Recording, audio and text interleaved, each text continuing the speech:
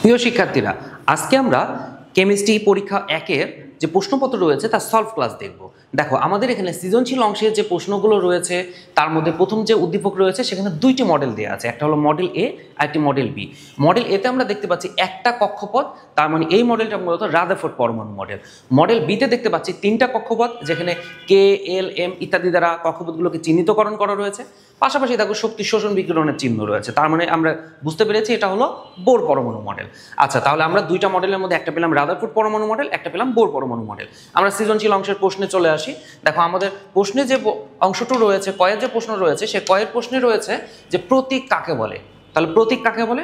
প্রতীক হলো ইংরেজি নামের বা ল্যাটিন নামের সংক্ষিপ্ত রূপ। তাহলে আমরা কিভাবে সংজ্ঞা দেব প্রতীকের? আমরা বলবো কোনো মৌলের ইংরেজি বা ল্যাটিন নামের সংক্ষিপ্ত রূপকে মৌলের প্রতীক বলা হয়। কোনো মৌলের ইংরেজি বা ল্যাটিন নামের সংক্ষিপ্ত রূপকে মৌলের প্রতীক বলা হয়। দেখো, দ্বিতীয়ত প্রশ্ন রয়েছে পটাশিয়াম। এই পটাশিয়ামের তাৎপর্য ব্যাখ্যা করো বলেছে। আচ্ছা, তাহলে এখানে আমাদের 39 এবং 19 পটাশিয়ামের তাৎপর্য।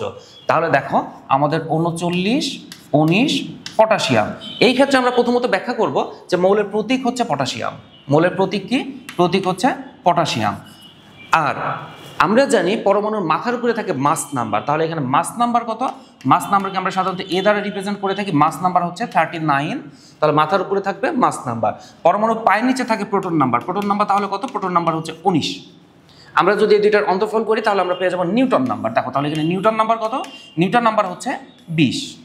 আমরা আরেকটা তথ্য অ্যাড করে দিব, ইলেকট্রন নাম্বার। তাহলে আমরা জানি প্রোটন সংখ্যা সমসংখ্যক ইলেকট্রন পরমাণু থাকে, যেহেতু কোনো চার্জ নাই, ক্যাটায়নিক অ্যানায়নিক কোনো চার্জ নাই, তার মানে আমাদের এখানে প্রোটন নাম্বার কত? এখানে প্রোটন নাম্বার 19টা, তার মানে ইলেকট্রন আছে 19টা। এইভাবে বুঝে গেলাম যে আমাদের এই 39 পটাশিয়ামের তাৎপর্য কী। আচ্ছা, আমরা এবার তাহলে তৃতীয় প্রশ্নে আসি। বলছে উদ্দীপকে বি মডেলটি বহিস্থ ইলেকট্রন নিউক্লিয়াস হতে কত দূরে অবস্থিত। তাহলে নিউক্লিয়াস থেকে বহিস্থ কক্ষপথটি কত দূরে অবস্থিত, এটা আমাদের নির্ণয় করতে হবে। আচ্ছা দেখো, তাহলে আমরা গয়ের প্রশ্নে আসি।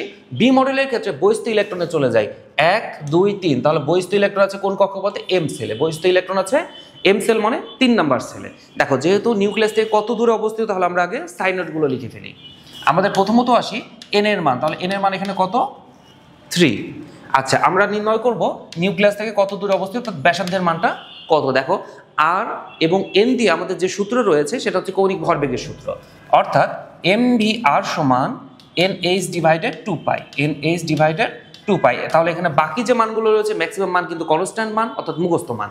দেখো, তাহলে আমরা ইলেকট্রনের ভর, এটা মুখস্থ 9.11 10⁻⁻। এখানে একটা ইম্পর্টেন্ট বিষয় হলো ইউনিট কোনটা ব্যবহার করব। আমরা সবসময় হয় সিজিএস ব্যবহার করব, নয় এসআই ব্যবহার করবো, অর্থাৎ সবসময় একটা একক ব্যবহার করব। দেখো, আমি এখানে এসআই একক ব্যবহার করছি, অর্থাৎ 31 কেজি। যেহেতু আমি একটা একক এসআইতে রাখছি, তার অর্থ হচ্ছে সবগুলোই কিন্তু আমার এসআইতেই নির্ণয় করতে হবে। আচ্ছা, আমরা এবার আসি বেগের মান। আমরা ধরে নিই ইলেকট্রন আলোর বেগে চলে, অর্থাৎ 3 × 10⁸8 মিটার/সেকেন্ড। এটাও আমাদের এসআই মান। আমাদের আর এর মানটাই নির্ণয় করব। এন এর মান আমরা পেয়ে গেছি, এইচ এর মান কনস্ট্যান্ট, তাহলে এটা হচ্ছে 6.626 10⁻34। আমরা একক হিসেবে বসাবো জুল সেকেন্ড, কারণ এটা এসআই মান। পায়ের মান আমাদের মুখস্থ 3.1416 3.1416। দেখো, আমরা তাহলে এখানে কিন্তু মানগুলো বসিয়ে দিলে আর এর মানটা ক্যালকুলেট করতে পারি। তাহলে আরটাকে এক পাশে রেখে বাকিগুলোকে সব যদি অন্য পাশে নিয়ে যায়, তাহলে আর সমান NH 2πmv। আমরা মান বসালে আমরা উত্তর পেয়ে যাব। দেন আর সমান এন এর মান হলো 6.626 10⁻34, অর্থাৎ প্লাঙ্কের মান। এবার আসি 2π এর মান। তাহলে 2 × 3.1416। ইলেকট্রনের ভর m, তাহলে ইলেকট্রনের ভর কত? 9.11 10⁻31 কেজি। ইলেকট্রনের বেগ আমরা ধরে নিয়েছিলাম আলোর বেগ, তাহলে 3 × 10⁸। আমরা ক্যালকুলেট করলে এখানে উত্তরটা পেয়ে যাব। যেহেতু আমাদের আর হচ্ছে ব্যাসার্ধ, এর সিজিএস একক হবে মিটার, তাহলে এর একক কি হবে? মিটার এককে হবে। দেখো, এইটুকু লিখলেই কিন্তু আমাদের উত্তরটা কমপ্লিট, অর্থাৎ আমরা কিন্তু 3-এ 3 পেয়ে যাব। তাহলে নিউক্লিয়াস থেকে বি মডেলের বহিস্থ ইলেকট্রনটি কত দূরে অবস্থিত, তাহলে আমরা এই ক্ষেত্রে আর এর মানটা দিয়ে কত দূরে অবস্থিত সেটা মিটার এককে প্রকাশ করতে পারি। আচ্ছা, এবার তাহলে আমরা 3 নম্বর প্রশ্নে আসি। আমাদের গ কমপ্লিট। ঘয়ে আসি, 3 নম্বর না সরি 4 নম্বর প্রশ্নে আসি, ঘয়ে আসি। তাহলে বলেছে এ বি মডেলের মধ্যে কোনটি অধিক গ্রহণযোগ্য। তাহলে এ এবং বি তার মানে রাদারফোর্ড এবং বোরের মধ্যে কোনটি অধিক গ্রহণযোগ্য আমরা ব্যাখ্যা করব। রাদারফোর্ড এবং বোরের মধ্যে সবচেয়ে গ্রহণযোগ্য মডেল হচ্ছে বোর পরমাণু মডেল। এখন প্রশ্ন হচ্ছে কেন বোর পরমাণু মডেল সবচেয়ে গ্রহণযোগ্য। আমাদের এই গ্রহণযোগ্যতার পিছনে কয়েকটা কারণ আমাদের আলোচনা করতে হবে। প্রথমত আমাদের যেটা ব্যাখ্যা করতে হবে তা হলো স্থায়িত্ব। দেখো এই স্থায়িত্ব মূলত আমরা ম্যাক্সওয়েলের তত্ত্ব দিয়ে ব্যাখ্যা করব। আমরা ব্যাখ্যাটা এইভাবে করব যে রাদারফোর্ড পরমাণু মডেলটি ম্যাক্সওয়েলের তত্ত্ব দ্বারা সমালোচিত হয়, অর্থাৎ ইলেকট্রনগুলো নিউক্লিয়াসের চারপাশে ঘুরে ঘুরে ঘুরে নিউক্লিয়াসে পতিত হয়, যার ফলে এই পরমাণু মডেলের কোনো অস্তিত্ব থাকে না। কিন্তু বোর পরমাণু মডেলের ইলেকট্রন কি করে, এই যে ইলেকট্রনগুলো শক্তি শোষণ বা বিকিরণ করে এক কক্ষপথ থেকে অন্য কক্ষপথে লাফালাফি করে যায়। যেহেতু 1 নং কক্ষপথের ভেতরে কোনো কক্ষপথ নাই, তাই ইলেকট্রন কি করে 1 নম্বর কক্ষপথে স্থায়িত্ব লাভ করে। তার মানে রাদারফোর্ড পরমাণু মডেলে পরমাণুর স্থায়িত্ব নেই, কিন্তু বোর পরমাণু মডেলে পরমাণুর স্থায়িত্ব রয়েছে। আচ্ছা গেল স্থায়িত্ব পয়েন্ট। দ্বিতীয়ত আসি, রাদারফোর্ড পরমাণু মডেলে কক্ষপথ সম্বন্ধে কোনো ধারণা দেওয়া নাই, কিন্তু বোর পরমাণু মডেল কি করেছে, কক্ষপথ সম্বন্ধে সুস্পষ্ট ধারণা দিতে পেরেছে। এছাড়া আমরা আলোচনা করব বর্ণালী নিয়ে। রাদারফোর্ড পরমাণু মডেলে বর্ণালীর কোনো সুস্পষ্ট ব্যাখ্যা নাই, কিন্তু বোর পরমাণু মডেল কি করতে পারে, এক ইলেকট্রন বিশিষ্ট পরমাণু যেমন hydrogen, helium plus, lithium 2 plus এদের বর্ণালী সুস্পষ্ট ব্যাখ্যা দিতে পারে। দেখো এছাড়াও ইলেকট্রনের কৌণিক ভরবেগের ধারণা কিন্তু রাদারফোর্ড পরমাণু মডেলে নেই, কিন্তু বোর পরমাণু মডেলে রয়েছে। তাহলে এই 4টা পয়েন্টের আলোকে আমরা বলবো যে রাদারফোর্ড পরমাণু মডেলের সাপেক্ষে বোর পরমাণু মডেলটি অধিক গ্রহণযোগ্য। তাহলে আমাদের প্রথম যে উদ্দীপক ছিল, অর্থাৎ প্রথম যে প্রশ্নটা ছিল, সেই প্রথম প্রশ্ন আমাদের মোটামুটি সলভ। আমাদের এখানে শুধুমাত্র বোর রাদারফোর্ড কেন্দ্রিকই কিন্তু প্রশ্ন ছিল। আচ্ছা এবার আমরা পরের প্রশ্নে চলে যাই। দেখো 2 নম্বর যে প্রশ্নটা রয়েছে, 2 নম্বর প্রশ্নটা মূলত আমাদের যে আইসোটোপ, আইসোটোন এই রিলেটেড, পাশাপাশি দেখো আমাদের নিউক্লিয়াসের প্রোটন নিউট্রন সম্পর্কিতও কিছু তথ্য আছে। তার মানে বুঝতে পারছি ইলেকট্রন বিন্যাস সম্পর্কিত আছে। আচ্ছা আমরা উদ্দীপকটা পড়ি। দেখো আমাদের বলছে পি কিউ 2টি মৌল যাদের নিউক্লিয়াসের প্রোটন সংখ্যা যথাক্রমে 6 এবং 24। আচ্ছা তাহলে পি এর প্রোটন সংখ্যা কত, পি এর প্রোটন সংখ্যা হচ্ছে 6। আমরা যেহেতু প্রোটন সংখ্যা 6 তার মানে বুঝতে পারছি পি হচ্ছে কার্বন, পি কি কার্বন। আচ্ছা পি মৌলটা কার্বন। আচ্ছা আরেকটা রয়েছে কিউ মৌল, কিউ মৌলের প্রোটন সংখ্যা হচ্ছে 24। যেহেতু 24 তার মানে এটা হলো ক্রোমিয়াম, ক্রোমিয়াম আর একটি কার্বন। আচ্ছা বলেছে পৃথিবীতে পি মৌলর 3টি আইসোটোপ রয়েছে। পি এর আইসোটোপ কয়টা রয়েছে, 3টা, মানে কার্বনের আইসোটোপ রয়েছে 3টা। একটা হলো এই যে 12 ভর বিশিষ্ট, 13 ভর বিশিষ্ট, 14 ভর বিশিষ্ট 3টা কার্বন রয়েছে। আচ্ছা এদের যথাক্রমে পার্সেন্টেন্স রয়েছে এত পার্সেন্ট, মানে পৃথিবীতে এদের প্রাচুর্যতা এত পার্সেন্ট। আচ্ছা এটা আমাদের ছিল উদ্দীপক। আমরা এবার প্রশ্নে আসি। কয়ে বলেছে নিউক্লিয়ন সংখ্যা কি, নিউক্লিয়ন সংখ্যা কি আমরা কিভাবে সংখ্যা দেবো, আমরা তাহলে বলবো পরমাণু নিউক্লিয়াসের প্রোটন ও নিউট্রন সংখ্যার সমষ্টি হচ্ছে নিউক্লিয়ন সংখ্যা। তাহলে নিউক্লিয়ন সংখ্যা হচ্ছে প্রোটন প্লাস নিউট্রনের সংখ্যার সমষ্টি। এই নিউক্লিয়ন সংখ্যাকে পারমাণবিক ভর সংখ্যাও বলা হয়ে থাকে। আমরা সংক্ষেপে বলবো পরমাণু নিউক্লিয়াসের প্রোটন ও নিউট্রনের সংখ্যা সমষ্টিকে বলা হয় নিউক্লিয়ন সংখ্যা বা পারমাণবিক ভর সংখ্যা। দেখো পরের প্রশ্নটা যেটা বলছে 3d ও 4p এর মধ্যে কোনটিতে ইলেকট্রন আগে প্রবেশ করবে। আমরা জানি ইলেকট্রন প্রবেশ করে n+l এর নীতি অনুসারে। তাহলে 3d ও 4p এর জন্য n+l এর নীতি যদি আমরা প্রয়োগ করতে চাই, 3d এর ক্ষেত্রে দেখো n+l, তাহলে এখানে কত দাঁড়ায় আমাদের 3 + 2 অর্থাৎ 5, n+l এর মান হলো 5। আচ্ছা যদি 4p এর জন্য আমি n+l এর মান প্রয়োগ করি, দেখো তাহলে n+l, এখানে 4 + 1 অর্থাৎ কত 5। উভয় ক্ষেত্রে কিন্তু n+l এর মান আমার সমান হয়েছে। তাহলে n+l এর নীতি অনুসারে 3d ও 4p এর ক্ষেত্রে n+l এর মান সমান। যেহেতু উভয় ক্ষেত্রে n+l এর মান সমান, তাহলে ইলেকট্রন কোথায় আগে যাবে, যে কক্ষপথটি নিউক্লিয়াসে বেশি নিকটে সেখানে ইলেকট্রন আগে যাবে। তার মানে ইলেকট্রন আমার কোথায় যাবে, 3d তে আগে যাবে, তারপর 4p তে যাবে। আমরা উত্তরটা কিভাবে ব্যাখ্যা করব, আমরা ব্যাখ্যা করব যে ইলেকট্রনগুলো কোন অরবিটালে n+l এর নীতি অনুসারে প্রবেশ করে, 3d ও 4p এর জন্য n+l এর মান যথাক্রমে এত ও এত। তারপরে বলবো যেহেতু উভয় ক্ষেত্রে n+l এর মান সমান, তাই যেটি নিউক্লিয়াসে বেশি নিকটে অর্থাৎ যার n এর মান যত ছোট সেখানে ইলেকট্রন আগে প্রবেশ করবে। তাই ইলেকট্রন 3d তে আগে প্রবেশ করবে, 4p তে পরে প্রবেশ করবে। আচ্ছা তাহলে আমাদের এই টাইপসের প্রশ্নগুলো সাধারণত পরীক্ষায় অনেকবার আসে। এই প্রশ্নটাও কিন্তু অনেক গুরুত্বপূর্ণ ছিল এবং প্রশ্নটা অনেক সহজই ছিল।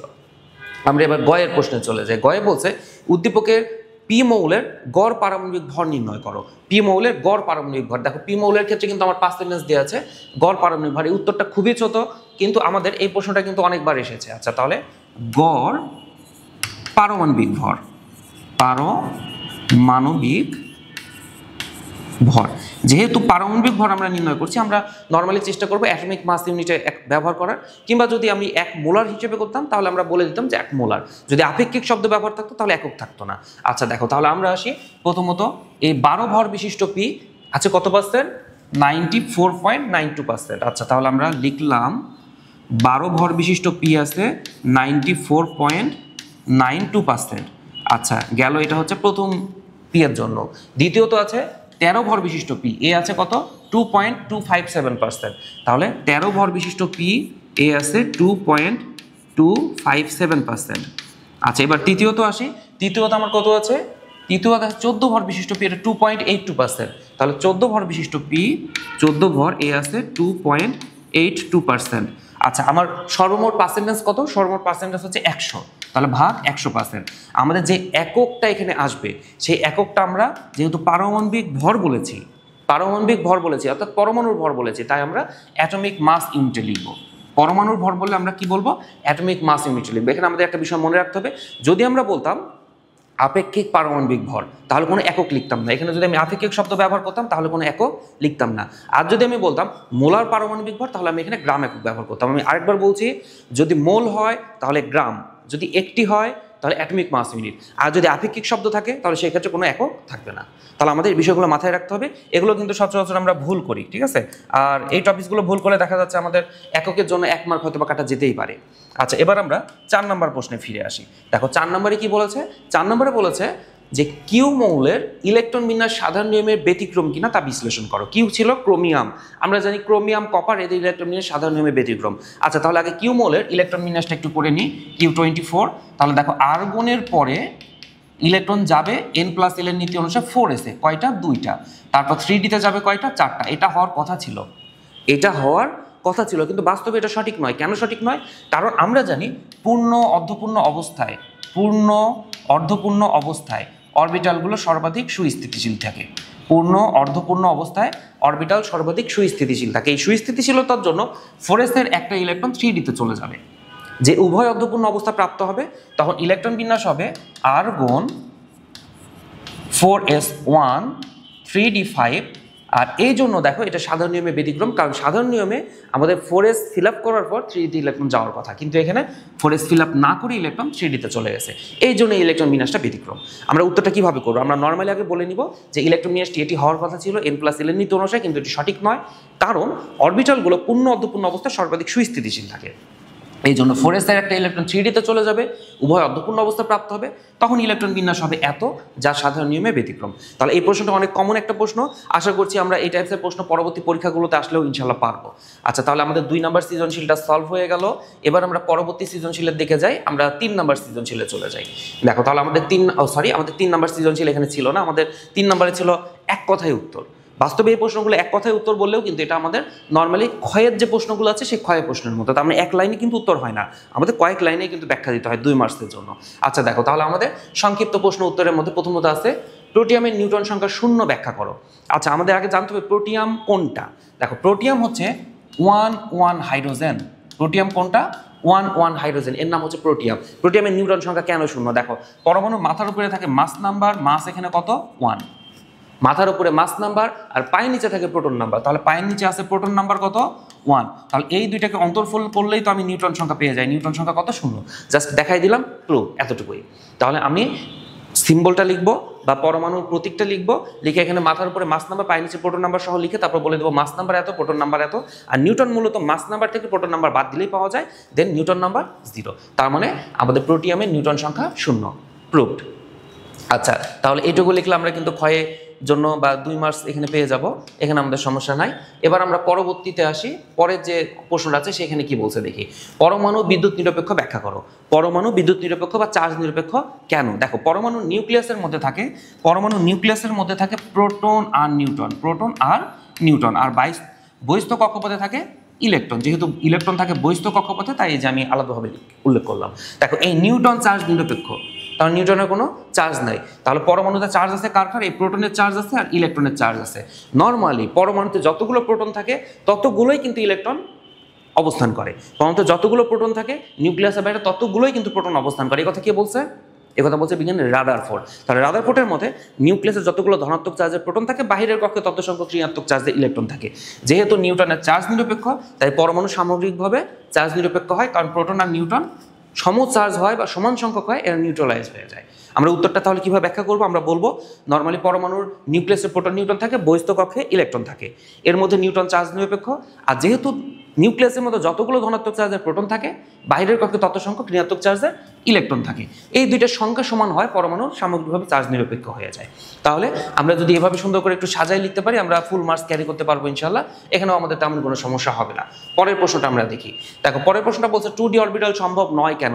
এই প্রশ্ন তোমরা সচরাচর লেখার সময় একটু উল্টাপাল্টা লিখে ফেলো বা ভুল ইনফরমেশন দিয়ে ব্যাখ্যা দিয়ে ফেলো। আমরা কিভাবে লিখবো?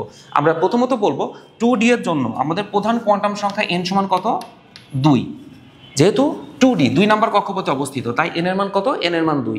আমরা জানি n সমান 2 হলে সহকারী কোয়ান্টাম সংখ্যা l এর মান হয় 0 1, কারণ এখানে একটা সূত্র আছে। সূত্রটা ছিল কি? সূত্রটা ছিল 0 থেকে n-1 সংখ্যক মান হবে l এর। ঠিক আছে, 0 থেকে n-1 সংখ্যক মান হবে l এর। তাহলে দেখো এখানে মান কত দাঁড়াচ্ছে? 0 এবং 1। আমরা জানি l সমান 0 মানে s, l সমান 1 মানে p। তার মানে 2 নাম্বার কক্ষপথে s ও p অরবিটাল সম্ভব হলে d অরবিটাল সম্ভব নয়। আমরা উত্তরটা কিভাবে বলবো? আমি আবার বলছি উত্তরটা আমরা বলবো 2D এর জন্য প্রধান কোয়ান্টাম সংখ্যা n সমান 2, n সমান 2 হলে সহকারী কোয়ান্টাম সংখ্যা l এর মান হয় 0 1, অর্থাৎ s এবং p অরবিটাল। তাই 2 নাম্বার কক্ষপথে s p অরবিটাল সম্ভব হলেও d অরবিটাল সম্ভব নয়। এই জন্য 2D অরবিটাল সম্ভব নয়। আমরা আশা করছি এইভাবে যদি লিখতে পারি তাহলে ফুল মার্কস ক্যারি করতে পারবো, সমস্যা হওয়ার কথা না। এই প্রশ্নের উত্তরগুলো কিন্তু অনেক ছোট ছোট। দেখি পরের প্রশ্নটা কি আছে। পরের প্রশ্নটা একটা কমন প্রশ্ন, পটাশিয়াম 19তম ইলেকট্রন 3D তে না যায় 4s এ যায় কেন? এই প্রশ্নটা কিন্তু বহুতবার পরীক্ষায় এসেছে। আচ্ছা দেখো, তাহলে আমরা এই ক্ষেত্রে উত্তরটা শুরু করব n+l এর নীতি অনুসারে, কিন্তু এই ঘটনা ঘটেছে তা দিয়ে। তাহলে n+l এর নীতি অনুসারে 3D ও 4s এর জন্য আমরা n+l এর মান যথাক্রমে দেখব। তাহলে 3D এর জন্য দেখো n+l যদি নির্ণয় করতে চাই তাহলে 3 যোগ 2 অর্থাৎ কত? 5। n+l এর মান হচ্ছে 3 এর জন্য 5। যদি 4s এর জন্য নির্ণয় করি, দেখো 4s, তাহলে n+l, তাহলে n এর মান এখানে 4 যোগ 0, তার মানে কত? সব মিলে 4। দেখো আমার 3D এবং 4s এর জন্য শক্তির মান কার কম? 4s এর কম। যেহেতু 4s 4 নম্বর কক্ষপথে, ইলেকট্রন কিন্তু 3D ফিল আপ করে 4s এ যাওয়া উচিত ছিল, কিন্তু এখানে শক্তির মান কম হওয়ার কারণে ইলেকট্রন নিম্ন শক্তি স্তর ফিল আপ করে তারপর উচ্চ শক্তি স্তর যাবে, অর্থাৎ 4s আগে ফিল আপ করে তারপর 3D তে যাবে। আমরা শুরুটা করবো এভাবে যে n+l এর নীতি অনুসারে বা আউটবাউন্ড নীতি অনুসারে ইলেকট্রন 3D তে না যায় 4s এ যায়। তারপর দেখাবো যে n+l এর মান অনুসারে 3D ও 4s এর মান যথাক্রমে 5 এবং 4, অর্থাৎ 3D এর তুলনায় 4s যেহেতু নিম্ন শক্তি স্তর, তাই পটাশিয়াম 19তম ইলেকট্রন কি করবে? 3D তে না যায় 4s এ চলে যাবে। আচ্ছা, আমরা আশা করছি এই প্রশ্নটা পরীক্ষায় পরবর্তীতে যদি আসে আমরা সঠিকভাবে উত্তর করতে পারবো। আচ্ছা, আমরা দেখি আর পরে কি প্রশ্ন আছে। দেখো পরে যে প্রশ্নটা রয়েছে সেটা হলো তেজস্ক্রিয়তা একটি নিউক্লিয় ঘটনা ব্যাখ্যা করো। তেজস্ক্রিয়তা একটি নিউক্লিয় ঘটনা ব্যাখ্যা করো। আচ্ছা, তাহলে তেজস্ক্রিয়তা বলতে পরমাণু থেকে স্বতঃস্ফূর্ত হবে আলফা, বিটা, গামা রশ্মি নির্গত হয়ে যাওয়া। আচ্ছা, আমরা এটা উদাহরণ দিয়ে ব্যাখ্যা করবো, তাহলে আমাদের মার্কস কাটার কোনো পসিবিলিটি থাকবে না। দেখো আমরা যদি আলফার কথা বলি, তাহলে এই আলফা রে মূলত 4 ভর 2 প্রোটন বিশিষ্ট হিলিয়াম পরমাণুর নিউক্লিয়াস। 4 ভর 2 প্রোটন বিশিষ্ট হিলিয়াম পরমাণু থেকে 2টা ইলেকট্রন অপসারণ করলে যে নিউক্লিয়াসটা অবশিষ্ট থাকে সেই নিউক্লিয়াস। বিটারে মূলত গতিশীল ইলেকট্রন, তার মানে বিটারের ক্ষেত্রে এর ভর হচ্ছে 0, চার্জ -1, এটা হচ্ছে গতিশীল ইলেকট্রন। আর গামার কথা যদি বলি, এই গামারের আসলে মূলত ভর চার্জ সবগুলোই 0 0, তার মানে ভর চার্জ কিচ্ছু নাই, শুধু সামান্য পরিমাণ সে শক্তি বিকিরণ করে। তাহলে একটা পরমাণু থেকে আলফা বিটা গামা রশ্মি যদি বের হয়ে যায় বা কিংবা প্রবেশ করে, তাহলে নতুন পরমাণু সৃষ্টি হয়। যেমন ধরো আমি যদি বলি, এই ধরো 27 13 অ্যালুমিনিয়ামের কথা যদি বলি, এই অ্যালুমিনিয়াম পরমাণুর মধ্যে থেকে আমি একটা আলফা রশ্মি বাদ দিয়ে দিলাম। দেখো আলফা যদি বাদ দিয়ে দিলাম তার অর্থ কত ভর চলে যাবে? দেখো আলফা মানে 4 ভর, তাহলে 4 ভর চলে যাবে। কত হবে? 23 হবে। দেখো আমাদের কি হলো? 23। কয় প্রোটন যাবে? আলফা বাদ গেলে 2 প্রোটন যাবে, তাহলে কত হচ্ছে প্রোটন? 11। তাহলে 11 প্রোটন বিশিষ্ট সোডিয়াম সৃষ্টি হচ্ছে। আবার এই সোডিয়াম থেকে যদি আমি একটা বিটা রশ্মি বাদ দিয়ে দিই, দেখো তাহলে বিটা রশ্মি বাদ দিলে কিন্তু আমার ভরের কোনো পরিবর্তন হয় না। ঠিক আছে, তাহলে ভর কত ছিল? 23 ছিল, 23ই থাকবে। কিন্তু প্রোটন সংখ্যা কি হয়? একটা মাইনাস হয়ে যায়। তাহলে প্রোটনের ক্ষেত্রে দেখো -1, তার মানে একটা কিন্তু প্রোটন বেশি হয়ে যাচ্ছে। তাহলে -1 হওয়ার কারণে হয়ে যাচ্ছে 12, কারণ আমার ইলেকট্রনের চার্জ হচ্ছে -1, আমি এটাকে আবার কি করছি? মাইনাস করছি। তাহলে সামগ্রিকভাবে মাইনাস মাইনাসে প্লাস হয়ে যাচ্ছে। তাহলে দেখো 12 প্রোটন বিশিষ্ট ম্যাগনেসিয়াম তৈরি হচ্ছে। অবশ্যই পরমাণু যেহেতু চেঞ্জ হয়েছে, তার মানে পরমাণু নিউক্লিয়াসও চেঞ্জ হয়ে গেছে, তার মানে নিউক্লিয় পরিবর্তন ঘটেছে, তার ফলে তেজস্ক্রিয়তার ফলে। তাহলে আমরা ব্যাখ্যাটা কিভাবে করবো? আমরা বলবো তেজস্ক্রিয়তার ফলে স্বতঃস্ফূর্ত আলফা বিটা গামা রশ্মি নির্গত হয়ে যায়। যেহেতু একটা পরমাণু থেকে স্বতঃস্ফূর্ত আলফা বিটা গামা রশ্মি নির্গত হওয়ার ফলে পরমাণু চেঞ্জ হয়, যেমন দিয়ে আমরা ধর এই উদাহরণটাই ব্যাখ্যা করলাম। তারপরে বলবো এই জন্য তেজস্ক্রিয়তা একটি নিউক্লিয় ঘটনা, অর্থাৎ নিউক্লিয়াসের পরিবর্তন হওয়ার কারণে এটা একটি নিউক্লিয় ঘটনা। আশা করছি আমরা উত্তরটা দিতে পারবো। তাহলে আমরা প্রথমত বলবো যে তেজস্ক্রিয়তার ফলে আলফা বিটা গামা রশ্মি নির্গত হয়, আলফা বিটা গামা রশ্মি নির্গত হওয়ার ফলে পরমাণু নিউক্লিয়াসের পরিবর্তন হয়, যেমন উদাহরণ একটা দিয়ে দিব। তারপর বলবো যেহেতু এখানে পরমাণু নিউক্লিয়াস পরিবর্তিত হয়ে পরমাণুই চেঞ্জ হয়ে গেছে, তার মানে এটা একটি নিউক্লিয় ঘটনা। তাহলে আমরা এই টাইপসের যে এক কথায় উত্তরগুলো রয়েছে সেগুলো আশা করছি ঠিকঠাকভাবে দিতে পারবো। আমাদের এবার চলে আসি এমসিকিউ অংশে। দেখো আমাদের এমসিকিউ অংশের জন্য আমাদের সবচেয়ে বেশি গুরুত্ব দিতে হবে অল্প সময়ের মধ্যে কিভাবে সঠিক উত্তর করা যায়। কারণ এমসিকিউ অনেক ক্ষেত্রে আমাদের ম্যাথমেটিক্যাল টার্ম থাকে, অনেক ক্ষেত্রে অনেক থিওরি বেস প্রশ্ন থাকে, যেখান থেকে ছোট ছোট কনসেপ্ট কিন্তু ব্যাখ্যা করা থাকে। তাহলে এমসিকিউর জন্য সবসময় ব্রেনকে সজাগ রাখতে হবে অল্প সময়ের মধ্যে এই এমসিকিউগুলো সলভ করার জন্য। দেখো আমাদের প্রথমত আছে নিচের কোনটি মৌলিক পদার্থ। মৌলিক পদার্থ বলতে কোন পদার্থকে বোঝায়? মৌলিক পদার্থ বলতে যে পদার্থকে ভাঙলে ওই পদার্থ ছাড়া অন্য কোনো পদার্থ পাওয়া যায় না, তাদেরকে মৌলিক পদার্থ বলে। সহজ কথায় মনে রাখবা, পর্যায় সারণীতে যা কিছু আছে, পর্যায় সারণীতে যা কিছু আছে সবগুলো মৌলিক পদার্থ। আচ্ছা দেখো তাহলে এখানে কি কি আছে? কার্বন, পানি, কার্বন ডাইঅক্সাইড, সোডিয়াম ক্লোরাইড। তাহলে আমি বুঝতে পারছি উত্তর হচ্ছে কি হবে? উত্তর হবে কার্বন। কেন কার্বন? কারণ কার্বন পর্যায় সারণীতে অবস্থিত মৌল, তার মানে এটা একটা মৌলিক পদার্থ। আর বাকিগুলো দেখো যৌগিক পদার্থ, যেমন পানির মধ্যে কি আছে? হাইড্রোজেন, অক্সিজেন আছে। কার্বন ডাইঅক্সাইডে কার্বন আর অক্সিজেন আছে। সোডিয়াম ক্লোরাইডে সোডিয়াম আর ক্লোরিন আছে। তার মানে আমাদের উত্তর হচ্ছে মৌলিক পদার্থ কোনটা? মৌলিক পদার্থ হলো এই কার্বনটা। আচ্ছা দেখো তাহলে আমাদের এবার আসি পরের যে এমসিকিউটা রয়েছে, পরের এমসিকিউ কি আছে দেখি। তাহলে 2 নাম্বার যে এমসিকিউটা রয়েছে, 2 নাম্বার এমসিকিউ বলছে মৌলের একটি প্রোটনের ভর কত। তাহলে এই টাইপসের প্রশ্নগুলো কিন্তু আমাদের মুখস্থ কনসেপ্ট। ইলেকট্রন, প্রোটন, নিউট্রন, কার ভর কত? দেখো একটা প্রোটনের ভর কত? প্রোটনের ভর 1.6725, প্রোটনের ভর 1.6725 10 to the minus 27 কেজি বা 24 গ্রাম। তাহলে আমার 1.66 আছে, 1.67 আছে। দেখো তাহলে আমরা উত্তর কোনটা দিব? 1.67 কে আমরা সঠিক উত্তর বলবো, কারণ 1.6725। আচ্ছা আমরা যদি পরের এমসিকিউয়ে যাই, তাহলে পরের এমসিকিউটা দেখি কি বলছে। সালফারের সঠিক সংকেত কি? দেখো সালফার কিন্তু দ্বিপরমাণুক নয়, সালফার ব্যতিক্রম। সালফারের ক্ষেত্রে সঠিক সংকেত কি? সালফার S8 রূপে থাকে। সালফার কি রূপে থাকে? S8 রূপে থাকে। এখানে মনে রাখবা phosphorus normally P4, sulphur S8, ওজন O3, এগুলো হচ্ছে ব্যতিক্রম অণু। ফসফরাস P4, সালফার S8, ওজন O3, এগুলো হচ্ছে ব্যতিক্রম অণু, এরা দ্বিপরমাণু অণু গঠন করে না। আচ্ছা আমরা এবার পরের প্রশ্নে দেখি। 4 নম্বর প্রশ্নে কি বলেছে? 4 নম্বরে বলছে দেখো সবচেয়ে কম ভরের কণিকা কোনটি। আচ্ছা সবচেয়ে কম ভরের কণিকা কোনটি? দেখো আমরা প্রথমত আসি ইলেকট্রন। ইলেকট্রনের ভর কত ছিল? 9.11 10 to the power minus 31 KG. এই ভরটা এতটাই ছোট যে একে আপেক্ষিকভাবে আমরা শূন্য ভর ধরতাম। তাহলে আমাদের এখানে সবচেয়ে কম ভর কোনটা? ইলেকট্রনের ভর সবচেয়ে কম। প্রোটন, নিউট্রনের ভর কিন্তু তার তুলনায় বেশি, আমরা আগে থেকেই জানি। এবার আসি আলফা কণার ভর, এটা তো আমাদের জানা নাই। আমি আগে বলছি আলফা কণা হচ্ছে হিলিয়াম নিউক্লিয়াস, তাহলে আলফা কণার ভর হচ্ছে 4 ইউনিট। আলফা কণার ভর কত? 4 ইউনিট। দেখো তাহলে এর ভরটা কিন্তু আমাদের ইলেকট্রন ভর থেকে বেশি। তাহলে উত্তর কি হলো? উত্তর হলো ইলেকট্রন। ইলেকট্রনের ভর সবচেয়ে কম। তাহলে আমাদের সবচেয়ে কম ভরের কণিকা হচ্ছে ইলেকট্রন। আচ্ছা আমরা এবার পরের এমসিকিউটা দেখি। 5 নম্বর এমসিকিউ। 5 নম্বর এমসিকিউ আমাদের বলছে ক্যালিয়াম এর প্রতীক কোনটি? ক্যালিয়াম মূলত আসলে পটাশিয়াম, ঠিক আছে। তাহলে পটাশিয়ামকে আমরা কি দ্বারা প্রকাশ করি? কে দ্বারা প্রকাশ করে থাকি। তার মানে উত্তর হচ্ছে এই যে 4 নম্বরটা, পটাশিয়াম। তাহলে আমাদের মনে রাখতে হবে এই ল্যাটিন নামগুলো, পরীক্ষায় কিন্তু এই অংশ থেকে অনেক প্রশ্ন আসে, বিশেষ করে ক্যালিয়াম, ন্যাট্রিয়াম, আমাদের যেগুলো কমন সেগুলো আমাদের মনে রাখতে হবে। আচ্ছা পরের এমসিকিউটা দেখি।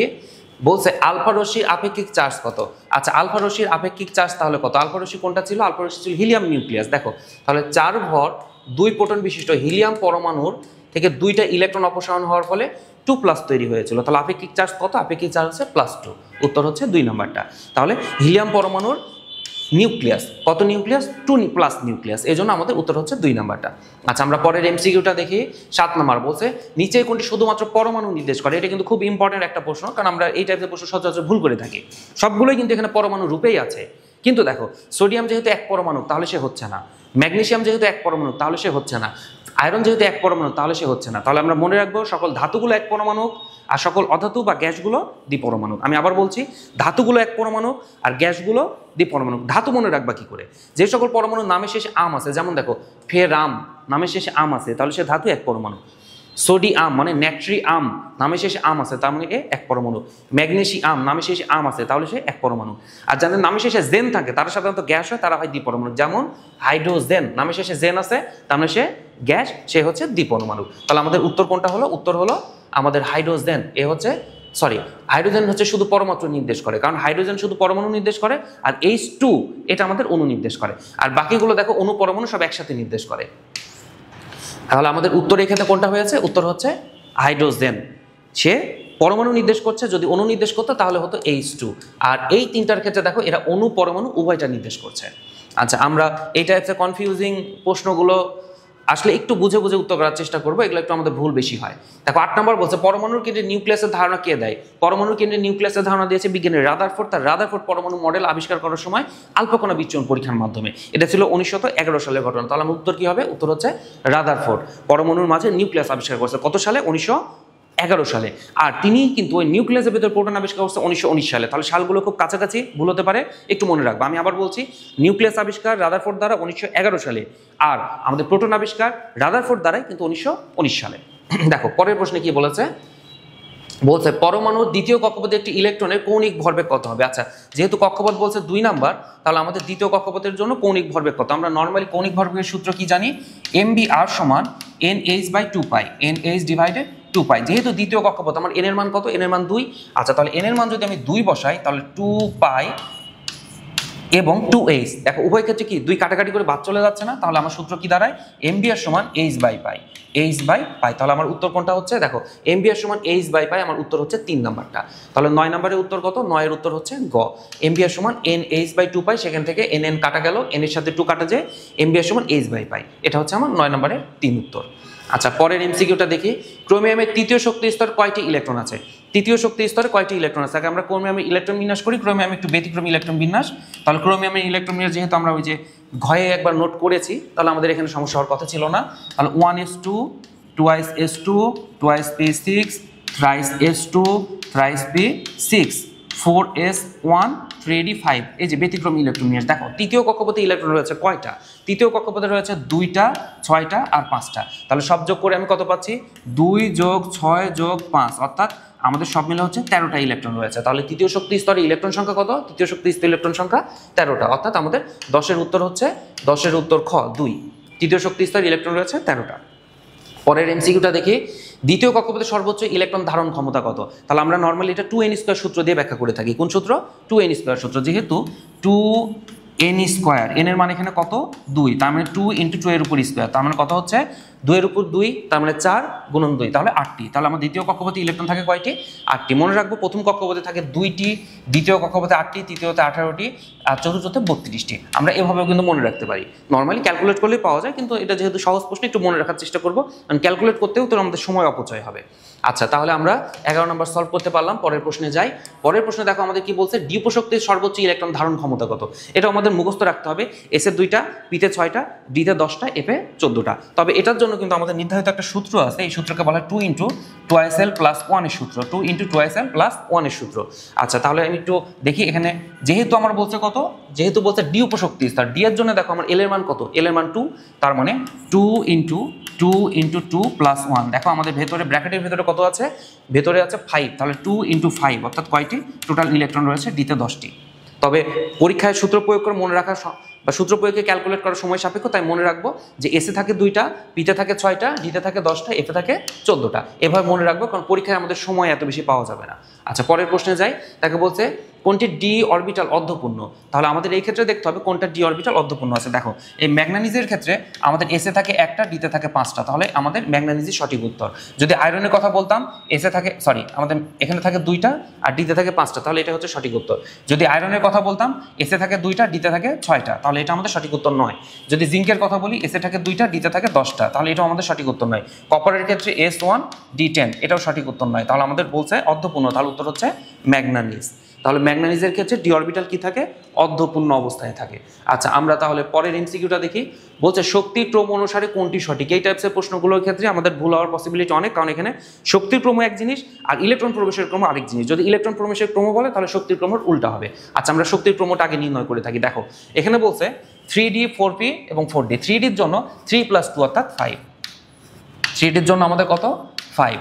4P এর জন্য কত? 4 + 1 অর্থাৎ 5। আচ্ছা, 4D এর জন্য কত? 4D এর জন্য 4 + 2 অর্থাৎ 6। তাহলে দেখো শক্তির ক্রম অনুসারে আমাদের এটা কিন্তু সঠিক হচ্ছে না, কারণ এই দুইটা সমান আর এটা আবার বড়, তাহলে এটা আমাদের সঠিক হচ্ছে না। আচ্ছা, এবার আসি দ্বিতীয়তে। 3s এর জন্য 3, 4D এর জন্য দেখো কত 4 + 2 অর্থাৎ 6, 3D এর জন্য দেখো 5, তার মানে এটাও কিন্তু আমার সঠিক হচ্ছে না, এটাও কিন্তু এই যে দেখো ভুল। আচ্ছা আমার 3 নম্বরটায় দেখি 4S এর জন্য 4, 3D এর জন্য 5 আর 3P এর জন্য আমাদের দেখো কত 4, তাহলে আমাদের এটাও কিন্তু সঠিক উত্তর হচ্ছে না। আমরা লাস্ট অপশনে দেখি আমাদের 4F এর জন্য কত 4, 3, 7, 5P এর জন্য কত 5, 1, 6, 4P এর জন্য দেখো 5, তাহলে আমাদের সঠিক উত্তর কত? সঠিক উত্তর হচ্ছে ঘ নাম্বারটা। তাহলে শক্তির ক্রম অনুসারে কোনটি সঠিক? শক্তির ক্রম অনুসারে আমাদের ঘ নাম্বারটা সঠিক। এখন তোমাকে যদি এই প্রশ্নটাই করা হতো যে ইলেকট্রন প্রবেশের ক্রম অনুসারে কোনটা সঠিক, তাহলে উত্তর কি হতো? দেখো ইলেকট্রন প্রবেশের ক্রম হলে উল্টা কিন্তু উত্তর হয়ে যেত। তাহলে আমাদের শক্তির ক্রম অনুসারে যেহেতু এইভাবে রয়েছে, তাহলে ইলেকট্রন প্রবেশের ক্রম উল্টা হতো, তাহলে দেখো আমার সঠিক উত্তর কিন্তু হতো তখন এই যে ক নাম্বারটা হতো সঠিক। তাহলে পরের প্রশ্নটা দেখি। দেখো আমাদের পরের প্রশ্নে বলেছে যে n = 3 হলে কোনটি সম্ভব? তাহলে n = 3 মানে 3 নম্বর কক্ষপথ, 3 নম্বর কক্ষপথে SO হয়, PO হয়, DO হয়, তার মানে 3 নম্বর কক্ষপথের জন্য 3S, 3P, 3D সবগুলোই কিন্তু সম্ভব। আচ্ছা তাহলে আমরা এবার আসি পরের প্রশ্ন। 16 নম্বর প্রশ্নে বলছে কোন অরবিটালটি সম্ভব, কোন অরবিটালটি সম্ভব না। এই প্রশ্নগুলো কিন্তু আমাদের ক্ষয়ের জন্যও আসে, তবে ক্ষয়ের জন্য আমরা যেহেতু সময় পাচ্ছি আর এমসিকিউর জন্য এত সময় নাই, তো কীভাবে মনে রাখবো? দেখো আমরা এভাবে শুরু করবো 1 2 3 4 লিখলাম, তো পাশে কি করব S P D F লিখে ফেলছি না? তাহলে এর পরে সবই সম্ভব, কিন্তু এর আগে কোনটা সম্ভব না। এবার আসি প্রথমত দেখো 3F, তাহলে আমার F শুরু হয় কত থেকে? 4 থেকে, তাহলে 3F আমাদের সম্ভব নয়। তাহলে এখানে বলছে কোন অরবিটালটি সম্ভব, তাহলে আমাদের এটা ভুল, প্রথমটা কিন্তু আমাদের ভুল। আচ্ছা তারপর বলছে 3D, দেখো আমাদের 3D এর ক্ষেত্রে D শুরু হয় কত থেকে? 3 থেকে, তার মানে এটা সম্ভব। তাহলে আমাদের কোনটি সম্ভব? তাহলে 3D অরবিটাল সম্ভব। দেখো 2Dও সম্ভব না, 1Pও সম্ভব না। ঠিক আছে, তাহলে আমরা এইভাবে আশা করছি এই ধরনের প্রশ্নগুলো এমসিকিউ আসলে উত্তর করতে পারবো। আচ্ছা পরেরটাই যদি যাই, দেখো আমাদের পরের প্রশ্ন বলছে টিউমারের উপস্থিতি নির্ণয়ে কোনটি ব্যবহার করা হয়? টিউমারের উপস্থিতি নির্ণয়ে আমরা কোনটি ব্যবহার করে থাকি? সাধারণত আমরা টেকনিশিয়াম 99 ব্যবহার করে কি করি? রোগ নির্ণয় করে থাকি। আর ক্যান্সার কোষ ধ্বংসকরণ বা টিউমার কোষ শনাক্তকরণ ধ্বংসকরণের জন্য আমরা ব্যবহার করি কোবাল্ট 60। তাহলে আমার উত্তর কি হবে? উত্তর হচ্ছে কোবাল্ট 60 হবে। আচ্ছা তারপরের প্রশ্নে আমরা দেখি। তারপরের প্রশ্ন হচ্ছে আমাদের হাইড্রোজেনের আইসোটোপ কয়টি? হাইড্রোজেনের আইসোটোপ কয়টি? এটা খুব কনফিউজিং একটা প্রশ্ন। প্রাকৃতিকভাবে প্রাপ্ত আইসোটোপ 3টি, টোটাল আইসোটোপ মিলে হচ্ছে 7টি। যেহেতু আমাদের প্রাকৃতিক বা কৃত্রিম কোনো কিছু বলা নাই, তাহলে হাইড্রোজেনের টোটাল আইসোটোপই আমরা বলবো কয়টি? হাইড্রোজেনের টোটাল আইসোটোপ হচ্ছে 7টি। আচ্ছা যদি আমাদের সরাসরি বলে দিত প্রাকৃতিক প্রাপ্ত আইসোটোপ কয়টি, তাহলে উত্তর হতো 3টি। আচ্ছা আমরা পরের প্রশ্নে যাই। বলছে তেজস্ক্রিয় কোবাল্ট ব্যবহার করা হয় কোথায়? তাহলে তেজস্ক্রিয় কোবাল্ট ব্যবহার করা হয় কোথায়? দেখো রক্তের লিউকোমিয়া চিকিৎসায় কিন্তু তেজস্ক্রিয় কোবাল্ট ব্যবহার করা হয় না, লিউকোমিয়া চিকিৎসার জন্য ব্যবহার করা হয় ফসফরাস 32। আচ্ছা ক্যান্সার কোষ ধ্বংসকরণে ব্যবহার করা হয় কি? ক্যান্সার কোষ ধ্বংসকরণে আমাদের তেজস্ক্রিয় কোবাল্ট ব্যবহার করা হয়। খাদ্য সংরক্ষণে এই ক্ষেত্রেও কিন্তু আমাদের তেজস্ক্রিয় কোবাল্ট ব্যবহার করা হয়, কারণ খাদ্য সংরক্ষণে যে গামারশ্মি দরকার হয় সেই গামারশ্মি কিন্তু তেজস্ক্রিয় কোবাল্ট থেকে আসে। তাহলে আমাদের উত্তর কি হবে? উত্তর হবে 2 এবং 3 অর্থাৎ খ নাম্বারটা। তাহলে আমাদের উত্তর হচ্ছে ক্যান্সার কোষ ধ্বংসকরণ এবং খাদ্য সংরক্ষণে আমরা তেজস্ক্রিয় কোবাল্ট ব্যবহার করে থাকি। আচ্ছা এবার আমরা আসি পরের যে প্রশ্নটা রয়েছে। পরের প্রশ্ন দেখো আমাদের পরের প্রশ্ন হচ্ছে হার্টে প্রেসমেকার বসানোর জন্য কোনটি ব্যবহার করা হয়ে থাকে? আচ্ছা হার্টে প্রেসমেকার বসানোর জন্য আমরা সাধারণত ব্যবহার করে থাকি প্লুটোনিয়াম 238। তাহলে প্লুটোনিয়াম 238 ব্যবহার করে আমরা হার্টে প্রেসমেকার বসিয়ে থাকি। তাহলে আমাদের আজকের মতো প্রশ্নের সলভ এটাই। আমাদের এই প্রশ্নগুলো কিন্তু পরীক্ষার জন্য খুবই গুরুত্বপূর্ণ, তাই বোর্ড পরীক্ষার জন্য আমাদের প্রিপারেশন নিতে প্রতিনিয়ত কিন্তু প্রশ্ন ব্যাংকগুলো সলভ রাখা দরকার, অর্থাৎ আমাদের ক্লাস টেস্টগুলো প্রশ্ন তোমরা সলভ করে রাখবা। তাহলে আজকের মতো এই পর্যন্তই। আল্লাহ হাফেজ।